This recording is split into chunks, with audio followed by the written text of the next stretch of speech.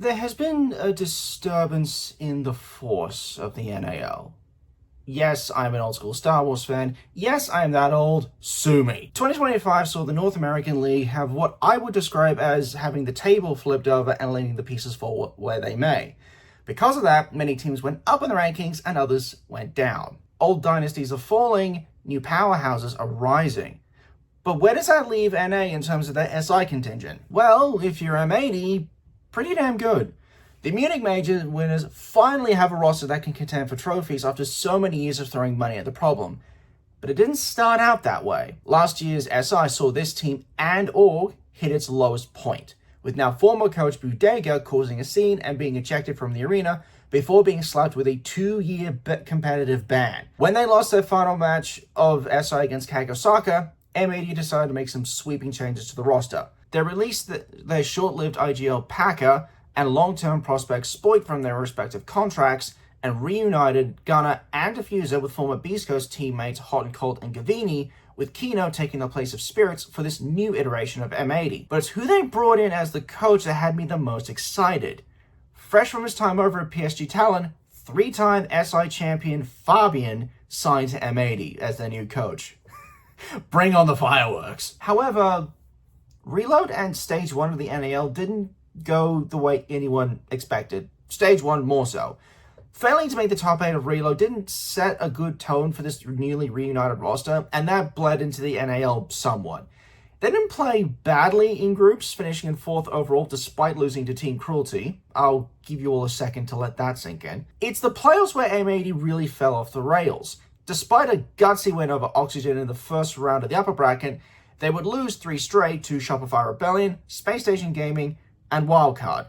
That last loss was in the 5th place match, meaning they didn't score anything for Stage 1. I reckon this was not what Fabian was after when he joined M80 for the 2025 season. Luckily for the boys in Neon Yellow, they would bounce back in a big way for Stage 2, going undefeated in groups with a perfect round win and earning a first round bye for the playoff bracket. But things looked dire as they would lose their first match of the upper bracket. It seemed they were destined to repeat history and miss out on another LAN event after a strong group stage. But M80 would prove the doubters wrong by not only qualifying for the Munich Major with their win over Dark Zero, but would win the stage outright by clawing their way through the lower bracket and winning the rematch against SSG. The only time they lost a map in that entire run was against Rebellion in the lower bracket final. And that was in overtime, I might add. Talk about a redemption arc, M80 earned that. But they were not done. Oh, they were not even close to done.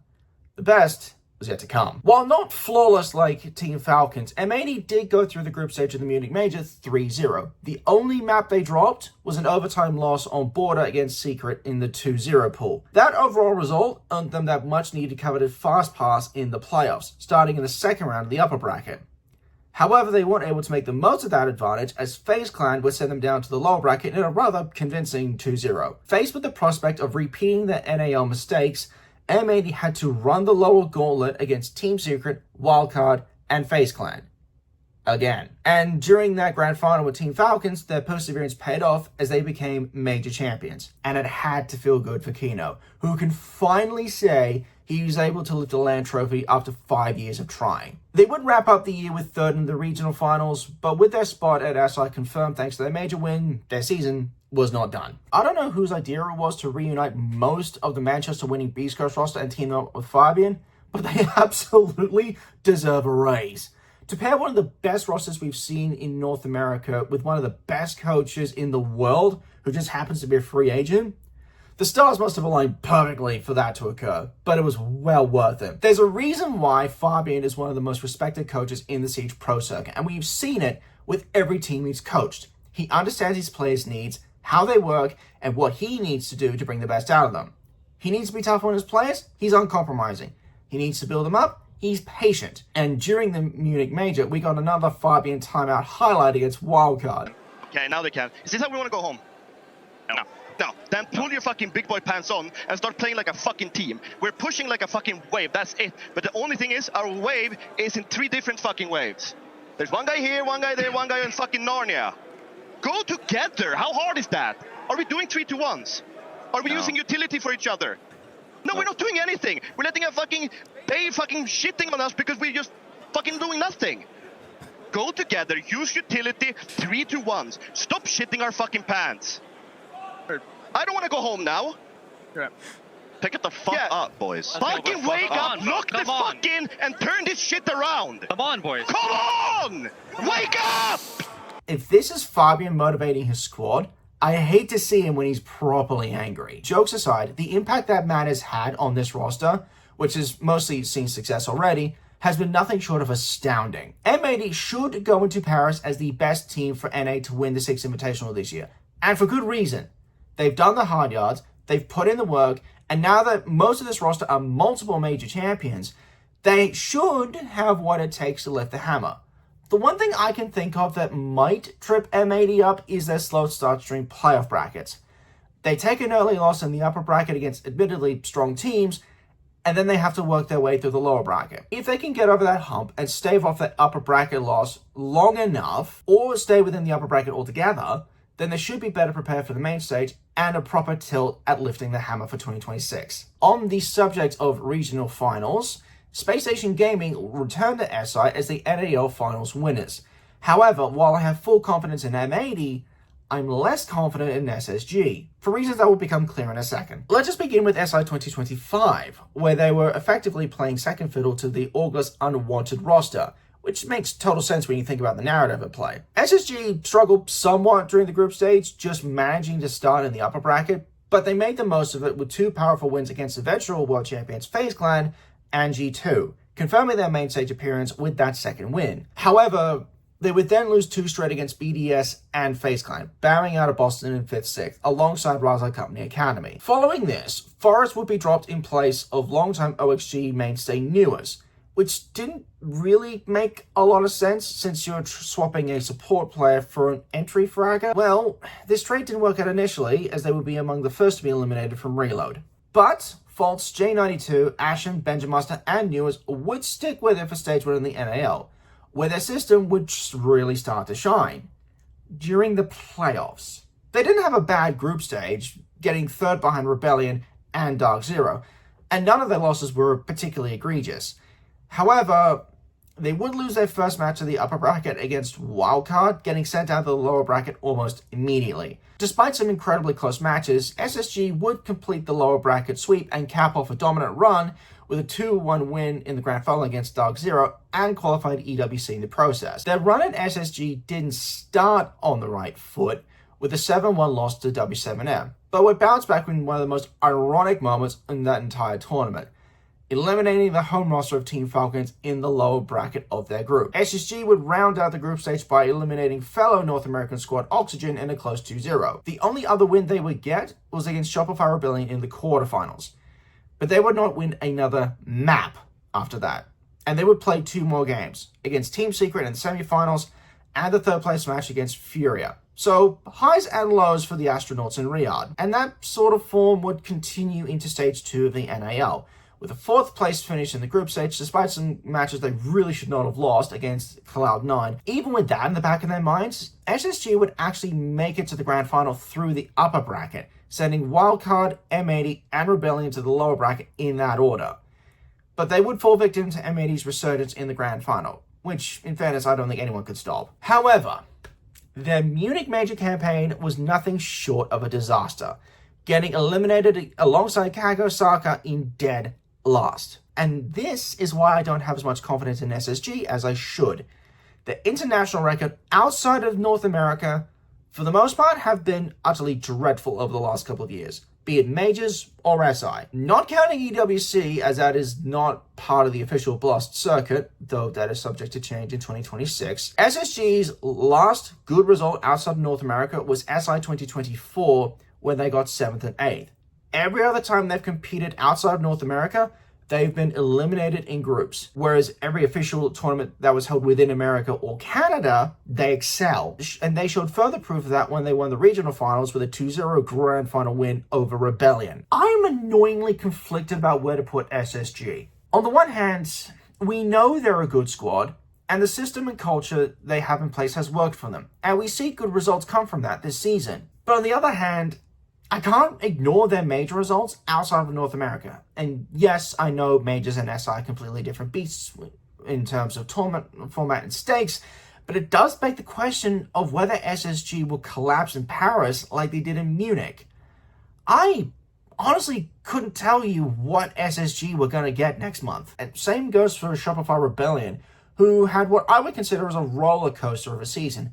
Plenty of peaks, but just as many valleys. Let's start with SI 2025, where they were eliminated in straight sets after tying for third in their group with KAG Osaka, though keep in mind that was the group of death. So their group stage was forgivable, but their playoff run kind of wasn't for a team of this caliber. So after Boston wrapped, some hard decisions had to be made. A longtime soldier, Grixer, was put on the chopping block. But who would they get to replace him? Well, luckily, there just so happens to be a free agent looking for a fresh start with a new team. Spoit, released from his contract with M80, the superstar fragger signed on with Rebellion for the new season in the NAL. And his impact was immediate, with Rebellion getting first in the group stage with an undefeated run. The Canadian-based and run roster looked unbeatable, and they continued that into the playoff bracket with a 2-1 win over M80. But then the wheels kind of came off the train where they would lose both the upper and lower bracket matches against DZ and SSG respectively. Although both series were close, so I can't fault them there. Rebellion had a promising start to the EWC run with a straight sets playoff qualification, beating Weibo Gaming and G2 back-to-back in close 7-5 matches. But they wouldn't make any further than the quarterfinals, as they would lose their only playoff match against SSG. During Stage 2, it was business as usual for Rebellion. Third place in groups, worked their way through to the upper bracket final, only to lose 2 series straight and finish third overall. If you're noticing a pattern here, hold that thought. Despite a consistent run of form during both stages of the NAL and repeated podium finishes, the Munich Major was, well, nothing short of a failure. Despite a close loss to Team Falcons and a comfortable win over Furia, Rebellion were not able to capitalize on that momentum, losing to Weibo in the 1-1 pool and then getting eliminated by Ninjas in Pajamas without putting up much of a fight. And while they would get second place at the NAL Regional Finals, pushing through most of the lower bracket to do it, it does leave me with questions over this roster. There's no doubt that Canadian, Ambi, Rexon, Surf, and Spoit are all fantastic players in their own right. And Super, being one of the best coaches in North America, has created a system that allows these guys to play their best. But given their results of the 2025 season thus far, is their best good enough to push for a world title? I can't really say either way. Spoit has been an upgrade compared to Grixer because Rebellion did need more fragging power, but it hasn't catapulted them up the rankings as much as I think they were hoping for. And when you compare them to M80 and SSG, I feel that Rebellion kind of falls short. I don't doubt they'll make it out of group stage, but when you look at the rest of the teams attending SI this year, I'd say no further than the third round of the lower bracket. I think they just missed out on the main stage, which is a shame because based on prestige, they deserve to be right up there. But they gotta earn it first, and I think they gotta come up short. Speaking of earning their place, Wildcard have returned to the Six Invitational for the first time since 2020, when they were fielding an Australian roster, and the first time they qualified since 2021, which they couldn't attend because of COVID. Yes, I'm still bitter about SI 2021. Wouldn't you be? But this new iteration of Wildcard burst onto the scene in 2025 in a really big way, with 2 pivotal signings just before Reload, as well as a third before Stage 1 of the NAL. The first 2 additions to this roster were Dash, being imported from W7M to play in North America, as well as a French rookie, Baby Shark. Don't ask me why he's called that, I don't have the faintest of clues. Thanks to being a partner in the R6 share program, Wildcard actually began their season in 2025 with Reload, where they would fire a warning shot across the barrel of the tournament and the North America League, making it as far as the semifinals and beating the imported Elevate roster in the quarterfinals to get there. Now that's a pretty damn good start if I'm being honest, especially since Wildcard haven't never attended a LAN before since making the switch from OCE to North America. But despite adding former Liquid player Lagonas to the coaching staff and Justin moving to head coach, the momentum would taper off during Stage 1 of the North America League, where they would only just make it into the playoffs in 6th place, and miss out on qualifying to the EWC thanks to their loss against Oxygen in the lower bracket. Although during that same playoffs run, they would beat SSG in the upper bracket and M80 in the 5th place match. Think of that how you will. But Wildcard's best work would come during Stage 2 and the Munich Major. slight spoiler alert, they qualified for Munich. Despite a slightly better group stage win that earned them 5th place, they found themselves in the lower bracket immediately thanks to a 2-0 loss to SSG. Faced with an elimination match against Oxygen and clearly the underdogs, Wildcard would go on to pull a miracle out of their collective asses and qualify to Munich with a 2-0 win. Their first official international tournament in well over 5 years. They should be incredibly proud of themselves. And the icing on this cake? They did fucking well. If you were to win a match in your first major, you'd call that a win. Getting through the group stage? Even better. Finishing 4th in your maiden major appearance? Break out the champagne and go to town. Because that's precisely what Wildcard did. After dropping their first match against Team Secret, they would secure victories over SSG, Enterprise, and W7M to reach the upper bracket of the playoffs, where they would face and lose to reigning world champions FaZe Clan. From there, Wildcard would eliminate NIP and G2 in that order to reach the lower bracket semifinals. And while they pushed M80 to go to map 3, they couldn't ultimately get it done against the eventual major champions. As for the regional finals, they only had a limited appearance as they would lose their only match in the lower bracket against Dark Zero 2-0. Despite an impressive second half of the year, including that 4th place in the major, I'm not expecting Wildcard to pull off anything outstanding at SI. Though in this case, I wouldn't mind being wrong. Baby Shark is among the new crop of young rookies that have the skill ceiling to become a world champion, and he does have the team and system behind him to eventually become a world champion. Notice how I said eventually. That's because, like with Stompin for G2 in the EML, I don't think Shark and the rest of Wildcard are quite ready to become world champions yet. Yes, you have experienced heads like Dash, Kansan, and Lagonas to lean on, but this isn't the first SI for Bay, Spiker, and Shark. And yes, 4th at Munich is very impressive, and I'm not downplaying that, but as it has been said time and again, SI is a completely different beast. To me, Wildcard doesn't feel hardened enough quite yet to challenge for a world championship. Give it another year, we'll see how this roster pans out. And finally, we have the team that qualified through the EML just last fortnight, Oxygen. These guys have an annoying habit of pulling together an impressive run of form at just the right time. We saw it with last year's LCQ for Boston, and we saw it again this year. But can their luck continue going into Paris? Well, if last year's results are anything to go by, probably not. Don't get me wrong, just missing out on the main stage is nothing to sneeze at. But at the same time, I feel like they got a little bit lucky with that playoff run up until they faced off against Unwanted. Things would briefly get worse when they would lose Diaz, Hat, and News during the offseason. But in return, Adam, Forrest, and Grixa would all sign to Oxygen alongside Gomez and Yaga for the 2025 season. And believe it or not, they actually started the NAL well enough, with 4th place overall. Though I would say it was more good enough than just plain good. 5th place in the group stage immediately gets sent down to the lower bracket by M80, and would get their only win in the playoffs against a struggling Wildcard. But that one win was enough for them to qualify for the EWC. Although they did get a surprise win over Furia in the group stage, it would be the only win they would get. But as respectable as their stage 1 was, Oxygen actually went backwards during stage 2, I think.